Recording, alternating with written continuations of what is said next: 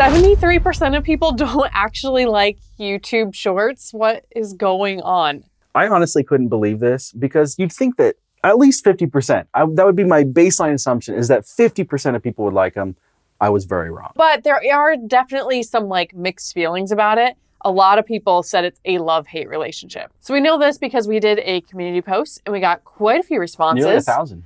Oh, yeah, nice. Pretty good. Yeah, so let's look at what everybody said. Okay, 41% of you hate or dislike YouTube Shorts. 27% of you love or like YouTube Shorts. And then 33% of you thought it is quite complicated. So I think it's still fair to say that 73% of people are not a big fan of YouTube Shorts. And a lot of you guys even left us comments letting us know why you think it's complicated. And we are here to talk about that today. Okay. Kick it off? Yes, let's go. This first comment is from Elisa Valkyria. Says, I would never post shorts again. I deleted most of them. They got me lots of views, but at the same time, they've caused views on my long form content to drop. And then she also mentions that her income has dropped because of that. So her primary concern here, monetization. Yeah. That's a huge concern with YouTube Shorts. Not only that they could take away from your long form videos if you don't strategize correctly, but if you're just doing shorts alone, the monetization from YouTube is pretty terrible. And people are also very afraid of shorts hurting their long form content, which is a real possibility if you don't do it right. And especially once your channel's already monetized and maybe you have gotten used to that income at the very least, even if you're not relying on it. In some cases, you're absolutely relying on it because you've gotten used to having it. And then all of a sudden, the shorts, this thing you're putting extra effort in, is hurting your long form videos that you're putting much more effort into. I can see why people are giving up on them. And I think YouTube should really address this quickly. They've tried, but I think there's more they can do, and it's pretty urgent for them to get a handle on how many people are not a huge fan of YouTube Shorts. Yeah, I think one of the big problems here is that small creators, shorts for small creators is probably the main issue here. Creators who are doing YouTube Shorts and getting hundreds of thousands and maybe millions of views, they're tapping into other types of monetization, so they're not solely relying on the ad revenue that comes from YouTube Shorts. That's the key here. I've experienced with a small YouTube Shorts channel other opportunities for monetization, but for small creators, it's harder to find those. But they are out there. All right, let's see what else we have. Brandon says hi. Oh, I like the spelling. Hi, Brandon. Hi, Brandon. That's his actual name. I always find it's a lesser content. Like eating junk food, you keep eating and eating, but afterward you feel like garbage. And its effect on the brain's reward system and attention span can't be right. Dude, I agree with you so much. And I know it's ironic because of what we do here, but I kind of hate social media in a lot of ways, particularly short form content. Because like you said, it is junk food. I saw another commenter on this community post say short form content is like the tabloids of books. Now don't get me wrong, like there is tons of helpful, amazing long form content, and there is some helpful, amazing short form content. I admit it. But the vast majority of it and what it's doing to our brains is just like, it's so bad. And I don't want to really support it, even though I do believe there are strategic reasons to use short form content to grow your audience, grow your long form. I agree with you, dude. We'll just leave it there. I will get off my soapbox. Sounds like you have a strong opinion there. Just a little bit. Okay, let us pick another one. All right, let's see. This is romance dead? No. Very good question, by the way. Different topic though. Shorts can be a game changer in the terms of going viral and gaining tons of followers, etc. But it's what you do after that keeps growing and defines your channel's success. Yep. Wow, that's a really good take. So obviously this is someone a little bit more in favor of shorts, but I totally agree with this. Shorts can be a great way to grow a channel.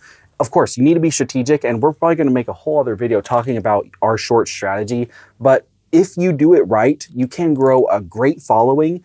But it's what you do after that that really makes the difference. You hear of people going viral all the time. You see people, get random internet videos made of them, and some of them you never hear of them again, but then some of them stick around on the internet and you find them hosting talk shows or doing sports things. Like they just happen to stick around, but it's because they were smart with what happened after they went viral. I totally agree with this. This is some real YouTube wisdom applied to so many different things. Like specifically, we're talking about shorts right now, but that mindset can apply to tools like vidIQ, TubeBuddy, the new YouTube A/B thumbnail tester, which is on its way eventually. All kinds of things that you're going to be doing on your channel. Applying that wisdom of like, this might help, but it's what you do after. It's the big picture. It's the actions you take that really matters. I like that one. There was one other comment here that I wanted to just quickly address, kind of along that same thread. Someone just said something like, it takes them like 25% of the time to create a YouTube short, but then they've seen that they get tons of subscribers from it. And for them, it felt really, really positive. So I think that that's also a valuable point here, kind of a pros for shorts, is that they don't have to take as long. I know some people where you're creating, you're curating really specific shorts that do take a lot of time to produce, but not all of them do. And sometimes you can benefit from putting in a little bit less work. Not that you're benefiting from putting in less work, but just by putting in less work, it just takes less time to create a short in some cases. So I think that's valuable. And I want to point out, like, people get so divided on this, and we're not really trying to, just come at you with our opinions on this video. The whole point of this video is to highlight other people's opinions and thoughts. But I just want to point out to everybody that is like a hard no, like shorts will always ruin your channel, never do it. They have ruined many channels. They could very well ruin your channel if not done right. But clearly, sometimes they help even the long form content on a channel. And I think it is incorrect to die on a hill saying shorts will always damage your long form content. That is not true. Okay, moving on. Good call. Let's see. Parl says, I think it's really good for people who post long form less frequently, like maybe a week or more between each long form video to post shorts in between, but not for those who post long form daily or even bi-weekly. Shorts also are able to attract people onto smaller channels faster, but shouldn't be used by itself. Interesting. This is interesting. I feel like we've often thought the opposite. And I'm not saying he's wrong, but it's interesting because it's a big risk when your short form outweighs your long form content. Because then you end up with, it's like a shorts channel, and the algorithm starts kind of, I think, seeing it as a shorts channel. The audience starts seeing it as a shorts channel. But it is a way to be top of mind, like a lot of social media. You might like maintain your social media or your community posts more often. And what do you think? Well, that was kind of where my mind was going too. Like, if you're using this as a community engagement driver for like your core audience, I love the idea of posting videos more frequently than just once a week or every other week. I wonder if like another platform would be best for that, like maybe Instagram or TikTok for those people who really like it, because I really do worry about that. Like, if I only have 25 long form videos on my channel, but I have 150 shorts because I'm posting those more frequently, all of a sudden it looks like a shorts channel, like you said. And I just think YouTube is going to have a harder time figuring that out, and it's more likely to harm your channel. So you have to be really careful about it, but I love the idea of increasing your community engagement. And I do agree that early on shorts can do a great job in growing your audience. And it depends on the channel, the strategies, what the shorts are like, what the long form's like. I'm curious, Parl, if you have had personal success with this. Let us know if you see this video. Yeah, should we do one more? Yeah. Okay, let's do it. Let's see. This is Jay's Place 2468. I like it. Even numbers. I like consuming and creating shorts, but don't feel like they tie well into my long form content, which is the meat and potatoes of my channel. Shorts viewers don't generally swap over and start watching my long form, even when they're linked. I've even gotten several dislikes on shorts that serve as previews to my long form content.